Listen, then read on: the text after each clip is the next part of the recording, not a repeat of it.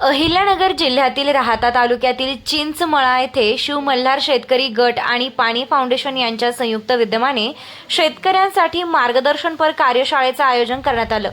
सेंद्रिय शेती, माती परीक्षण, नैसर्गिक खतांचा वापर आणि पोषण मूल्यांची समृद्ध रानभाज्यांचं महत्त्व याबाबत तज्ज्ञांनी सविस्तर मार्गदर्शन करत शेतकऱ्यांना आधुनिक आणि शाश्वत शेतीचा मंत्र दिला। या कार्यशाळेला महिला शेतकरी, नागरिक आणि कृषी विभागाचे अधिकारी मोठ्या संख्येने उपस्थित होते। पाणी फाउंडेशन वाकडीच्या अध्यक्षा ज्योतिताई लहारे यांच्या पुढाकारातून आयोजित या कार्यशाळेला उत्स्फूर्त प्रतिसाद मिळाला। राहाता तालुका कृषी अधिकारी बाबासाहेब भोरे यांनी शेतकऱ्यांना बदलत्या काळातील शेती, पीक नियोजन आणि शासकीय योजनांची माहिती दिली। यावेळी तालुका तंत्रज्ञान व्यवस्थापक किशोर कडू यांनी सेंद्रिय खतांचा प्रभावी वापर, जनावरांपासून सेंद्रिय खताची निर्मिती, माती परीक्षणाचं महत्त्व तसेच जमिनीच्या गुणधर्मानुसार खत व्यवस्थापन कसे करावे याविषयी सविस्तर मार्गदर्शन केलंय। पाणी फाउंडेशनचे अधिकारी राजेश परे यांनीही पाणी संवर्धन, शाश्वत शेती आणि शेतकरी गटाच्या माध्यमातून होणाऱ्या विकासाबाबत उपस्थितांना मार्गदर्शन केलंय। कार्यशाळेचे विशेष आकर्षण ठरले ते शिव मल्हार शेतकरी गटाच्या महिलांनी तयार केलेल्या पारंपरिक रानभाज्या। महिलांनी तांदूळसा, सराटीची भाजी, शेवग्याच्या पाल्याची भाजी, अळूच्या पानाची भाजी, कढीपत्त्याची चटणी यांसह 11 ते 12 प्रकारच्या पौष्टिक रानभाज्या तयार करून आणल्या होत्या। उपस्थित अधिकारी आणि मान्यवरांनी या रानभाज्यांची चव घेत महिलांच्या कौशल्याचं कौतुक केलं। यावेळी उत्कृष्ट रानभाज्या सादर करणाऱ्या 3 महिलांची निवड करून त्यांचा गौरवही करण्यात आलाय। कार्यक्रमात उपस्थित सर्व मान्यवरांचा शिव मल्हार शेतकरी गटाच्या वतीने सन्मान करण्यात आला।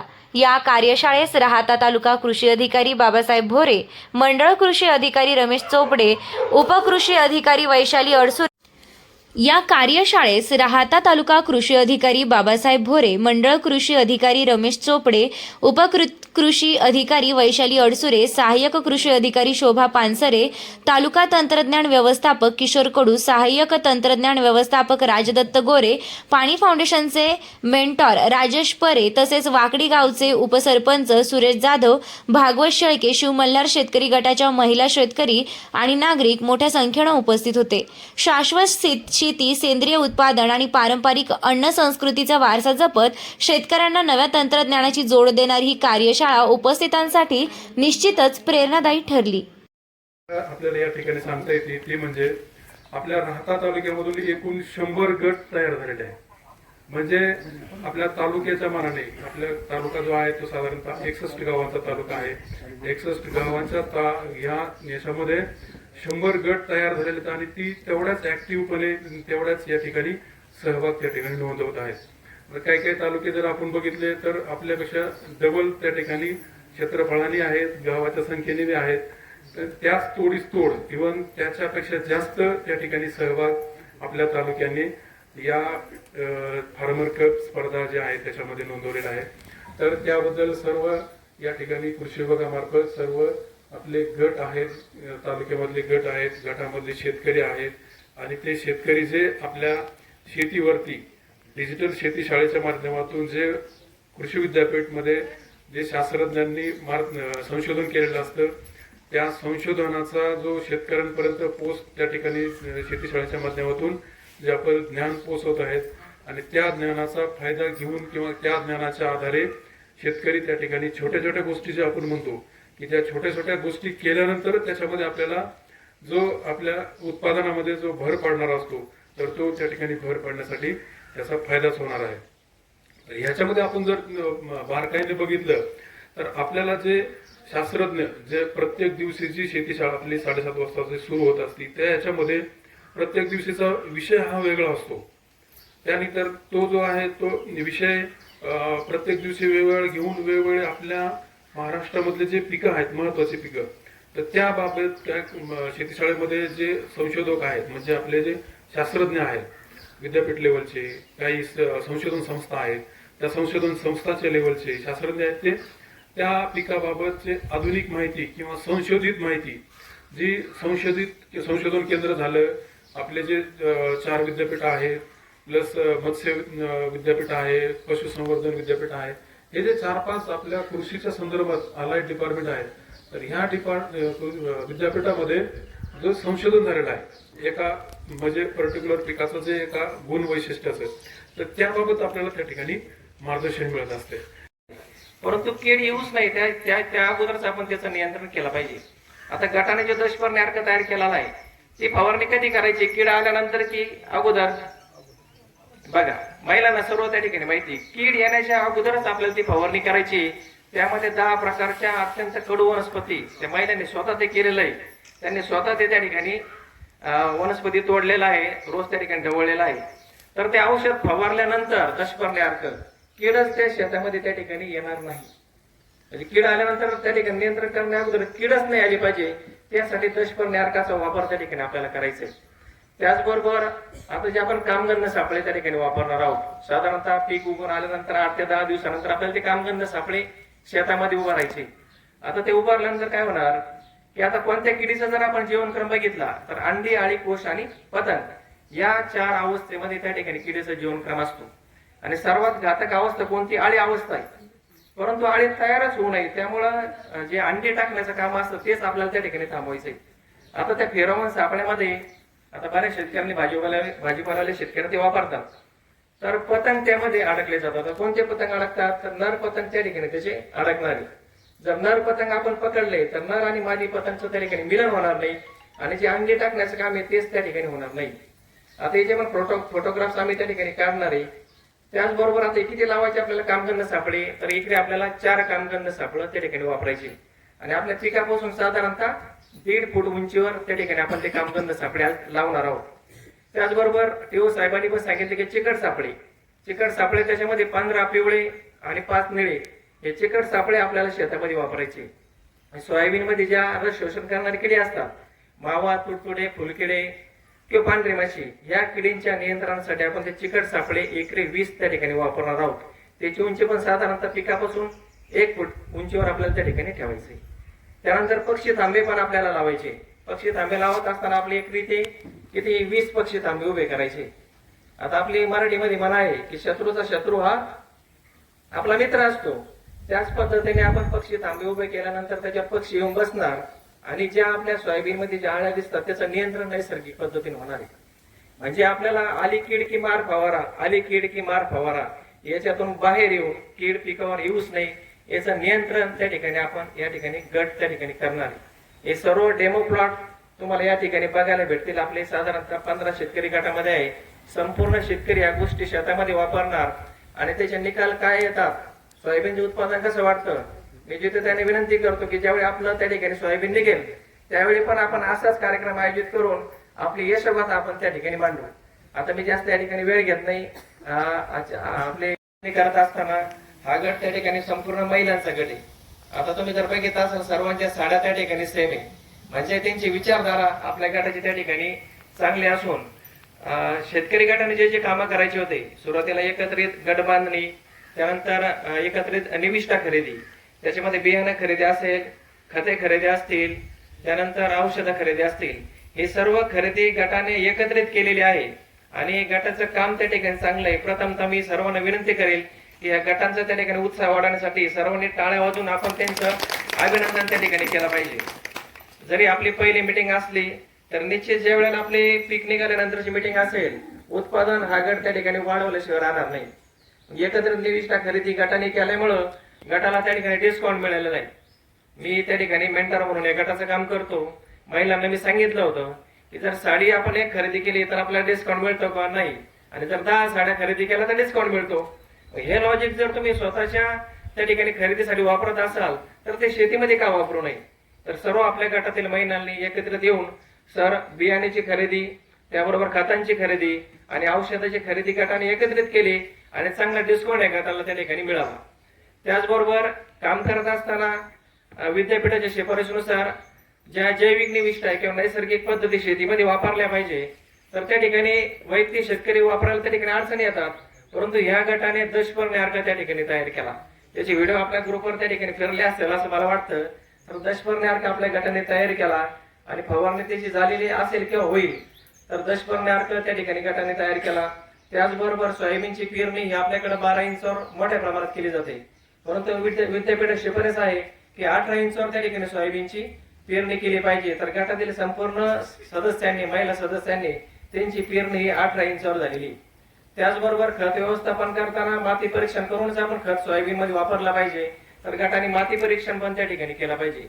थोडक्यात सांगायचं तर विद्यापीठ ज्या गोष्टी सांगतं, जे शेतीमध्ये करणं अपेक्षित आहे, त्या सर्व गोष्टी या गटाने त्या ठिकाणी केलेल्या आहे. त्याचबरोबर आपण येताना बघितलं असेल की त्या ठिकाणी फेरोमन सापळे लावलेले दिसतात, कामगंध सापळे, चिकट सापळे, त्याचबरोबर गांडूळ खताचा बेड देखील त्या ठिकाणी उभा केलेला आहे. म्हणजे सर्व सेंद्रिय गोष्टी आपल्याला शेतीमध्ये त्या ठिकाणी वापरणं गरजेचं आहे. कारण सेंद्रिय शेती ही काळाची गरज आहे. आपल्या गटाची त्या ठिकाणी शेतीशाळा पण आहे आणि आज आपला त्या ठिकाणी कार्यक्रम झाल्यानंतर आपण प्रॅक्टिकल पण ते कामगंध सापळे कसे वापरले पाहिजे, चिकट सापळे शेतामध्ये कसे वापरले पाहिजे, पक्षी तांबे कसे तयार करायचे, प्रॅक्टिकल आपण त्या ठिकाणी करणार. आणि मला सांगण्याला आनंद होईल की आतापर्यंत आमचे 6 व्हिडिओ कॉल त्या ठिकाणी झालेले आहे. त्या व्हिडिओ कॉलला सर्व सदस्य हिरारीने सहभागी असतात आणि महिलांचा मोठा सहभाग त्या ठिकाणी आहे. सर तालुक्याचा विचार केला तर आपले जे 100 गट आहे त्यामध्ये जवळपास 60 ते 70% गट महिलांचे आणि त्यांची कामगिरी आतापर्यंत जोरात झालेली. तुम्हाला सांगितलं की दशपर्णी अर्क 18 इंचावर पेरणे असेल, एकत्रित निविष्ठा खरेदी करणं असेल, तर हे त्या ठिकाणी होत नाही. विद्यापीठ जरी दरवेळी सांगत असतं की करा, परंतु ते होत नाही. परंतु महिलांच्या गटामार्फत हे त्या ठिकाणी साध्य झालेले आहे. आणि मी या ठिकाणी आवाहन करेल किंवा त्या ठिकाणी आश्वासित करतो की निश्चितच सोयाबीनची त्या ठिकाणी कापणी झाल्यानंतर सोयाबीनचं उत्पादन किती आलं हे सुद्धा आम्ही गटाच्या मार्फत त्या ठिकाणी सादरीकरण करणार आहोत. तर आता हे करत असताना बक्षीस पण शासनाने त्या ठिकाणी ठेवलेले. आता हे काम करत असताना 50 लाखाचं बक्षीस राज्यस्तरावर आहे. म्हणजे हा गट जे काम करतो की आपण जी सभा आयोजित केली की हे जे काम करत आहोत आपल्या शेतीचं उत्पादन वाढणारच आहे. त्याचबरोबर गटाने जर चांगलं काम केलं तर 50 लाखाचं बक्षीस त्या ठिकाणी शासनामार्फत गटाला मिळणार आहे. 50 लाखाचं पहिलं, 30 लाखाचं दुसरं आणि 20 लाखाचं तिसरं, असे 3 बक्षीस त्या ठिकाणी राज्यस्तरावर आहे. आणि जिल्हा स्तरावर पण त्या ठिकाणी बक्षीस आहे. त्याच्यामध्ये 10 लाख, 5 लाख आणि 3 लाख या पद्धतीचे बक्षीस देखील जिल्हा स्तरावर त्या ठिकाणी आहे. आणि मला खात्री वाटते की गटाचं जे आतापर्यंत काम आहे, मला वाटतं 50 मार्कापर्यंत सर आमच्या गटाचं काम झालेलं आहे. परंतु काही गोष्टी त्या ठिकाणी अपलोड करायच्या बाकी आहे आणि 100 पैकी 100 मार्क आमचा गट त्या ठिकाणी मिळवल्याशिवाय राहणार नाही. सेंद्रिय शेती होत नसते, लक्ष द्या. तर त्याच्यामध्ये वेगवेगळ्या विविध निविष्ठा असतात, ते आपल्याला शेतावर करायचे आहेत. आता आपण काय करतो शेतकरी, का आपण जमिनीच्या वरती जास्त काम करतो. 80 ते 90% शेतकरी हात वरती जमिनीच्या वरती काम करतो. ऍक्च्युली आपण जमिनीच्या खाली 80 ते 90% काम केलं पाहिजे, पण आपण ते करत नाही. 80 ते 90% म्हणजे काय, का आज आपण आपले जे गटातले माती सॅम्पल चेक केलेले, म्हणजे आपल्या शिवमल्हार गटाची, तर त्याच्यामध्ये आम्ही सेंद्रिय कर्ब बघितला तो 0.3 ते 0.4च्या खाली सेंद्रिय कर्ब आहे. आपण माती नमुना चेक करतो, पण ते माती नमुना कधी चेक केल्यानंतर तो रिपोर्ट कधी बघितला का? तो रिपोर्ट बघतच नाही आपण. त्याच्यामध्ये तुम्हाला काही नाही समजलं तरी चालत, पण माती नमुन्यामध्ये तुम्हाला सेंद्रिय कर्ब कळाला पाहिजे. सेंद्रिय आपल्या जमिनीचा सेंद्रिय कर्ब किती आहे आणि पीएच किती आहे. तुमच्या जमिनीचा सेंद्रिय कर्ब जर 0.3च्या खाली आला आहे तर आपली जमीन समजायची ICU मध्ये, म्हणजे आपली जमीन ICU मध्ये गेलेली आहे. आता तिच्यापेक्षा जर खाली आला तर पुढच्या पिढीला ती पिकायला राहणार नाही. आपण आपल्या जी मागची जे आपले आजोबा पंजोबा असतील हे नेहमी आपल्या जमिनीची पूजा करतात बघा. आपल्या म्हणजे पारंपरिक याच्यामध्ये आपण तिची पूजा करतो, पण आज आपण कशी शेती करतो? आज आपण विष टाकून राहिलो. रासायनिक कीटकनाशक असतील, तुम्ही बुरशीनाशक असतील किंवा तणनाशक असतील, हे तुम्ही आज फवारून राहिले. मग आपली जे पहिली जी शेती होती त्याच्यामध्ये कीड रोग नव्हते का? ते होते, पण ते का नव्हते? तर त्यावेळेचा जो सेंद्रिय कर्ब होता आपल्या जमिनीचा 0. म्हणजे आपला 1च्या पुढेच सेंद्रिय कर्ब होता. आज तो किती पर्यंत आला? 0.3 आला. म्हणजे काय झालं का तिची जी सुपीकता आहे ती कमी केली आपण. त्याच्यामुळे ती पिकाला पाहिजे तसा प्रतिसाद देत नाही. मग ही जर सुपीकता आपल्याला वाढवायची असेल, सुपीकता जर आपल्याला वाढवायची असेल तर आपल्याला फोकस कशावर करावं लागणार आहे? सेंद्रिय कर्बावर फोकस करावं लागेल. जेव्हा सेंद्रिय कर्ब आपण वाढू त्यावेळेस आपल्या पिकाची ऑटोमॅटिक रोग प्रतिकारशक्ती आणि किडीची प्रतिकारशक्ती सुद्धा वाढते. आता तुम्ही बघितलं असाल का एखादा उकिरडा असेल आपला, ते उकिरड्याच्या कडाला एखादं झाड असेल, टोमॅटोचं असेल, वांग्याचं उगतं किंवा पपईचं उगतं, त्याला कोणी औषध मारत नाही, फवारा मारत नाही, तरी पण त्याला किडीकर रोग कधीच येत नाही. हे आपण कधी ऑब्झर्व केलं असेल, बघितलं असेल. मग याच्या मागे आपण समजून घेतलं नाही काय घडते. तर तिथं सगळ्यात जास्त सेंद्रिय कर्ब आहे आणि तिथं चांगल्या प्रकारे जमीन कुजलेली, तिथं सेंद्रिय कर्ब वाढल्यामुळे त्याला जे आवश्यक अन्नद्रव्य हे ते त्याला उपलब्ध झाले त्या पिकाला, म्हणून त्याची रोग प्रतिकारशक्ती वाढली.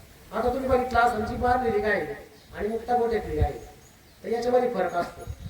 आता हा फरक कशामुळे येतो? तर मुक्त गोठ्यातली जी गाय असते तिला जेव्हा ताण लागते तेव्हा ती पाणी पिते, तिला जेव्हा चारा लागतो तेव्हा ती खाते. मग त्याच्यामुळे काय होतं, तिला जेव्हा ज्या गोष्टी लागतात ती त्यावेळेस करते. पण आपण बारमिली जी गाय असते ती आपल्या पॅटर्ननुसार आपण तिला टाकत असतो. म्हणजे तिला आपल्याला जेव्हा आपण टायमिंग ठरलेलं नाही 10 वाजता पाणी पाजायचं, मग तिथं 11 वाजता वैरण करायचं आणि मग 4 वाजता परत पाणी पाजायचं की वैरण करायचं, ही आपली एक पॅटर्न ठरलेला आहे. पण हा पॅटर्न तुमच्या 3 ऋतूला लागू होत नाही, पण आपण हा फॉर्म्युला 3 ऋतूला ठेवतो. जेव्हा तिला पाण्याची आवश्यकता उन्हाळ्यामध्ये जास्त आहे, पण आपण कधी तिला पाणी पाहिजे नाही जास्त. तिला हिवाळ्यात जास्त खाण्याची आवश्यकता आहे, आपण तिला खायला जास्त टाकत नाही, उन्हाळ्याचाच पॅटर्न फॉलो करतो. मग याच्यामुळे काय झालं, तिला जेव्हा ज्या गोष्टी आवश्यक आहे त्या मिळत नाही, म्हणून तिची काय होतं, रोगप्रतिकार शक्ती कमी होते. आलं लक्षात? मग यामुळं आणि तुम्ही मुक्त गोठ्यातल्या गायीला ज्या गोष्टी पाहिजे त्या वेळेत भेट लागेल आणि मग तिची ती रोगप्रतिकार शक्ती असेल तिची ऑटोमॅटिक वाढली. आता याच्यासाठी आपल्याला काय करावं लागेल, सेंद्रिय कर्म कसं वाढलं पाहिजे. आता तुम्हाला सेंद्रिय कर्म वाढण्यासाठी आपल्याला हिरवळीची खतं केली पाहिजे. हिरवळीचे खतं केले पाहिजे. त्याला तुम्ही परत आपलं जे उकिरडा आहे तो उकिरड्यामध्ये आपण बघितलं असेल पहिले 12 महिने ते 12-13 महिने होऊन तर आपण उकिरडा तसाच ठेवत होतो आणि तो चांगला कुजल्यानंतर आपण एप्रिल मे मध्ये तो शेतात टाकायचो. आता शेतात टाकल्यानंतर काय व्हायचं, मग तो वर्षभर चांगला कुजला जातो आणि नंतर आपण शेतात टाकल्यानंतर त्याच्यात उन्हाच्या प्रकाशामुळे त्याच्यात असलेले जे किडीचे अंडे असतील किंवा कोश असतील, बुरशी असतील ते उन्हाने नष्ट व्हायचे. आज काय होतो, आपला उकिरड्याला व्यवस्थित मांडणी नाही, एक तर 3-4 महिन्यात आपण ढीक तयार करतो आणि ते कच्चं शेण आपण शेतामध्ये टाकतो. 80 ते 90% समस्या ह्या तुमच्या उकिरड्यापासून सुरुवात होतात.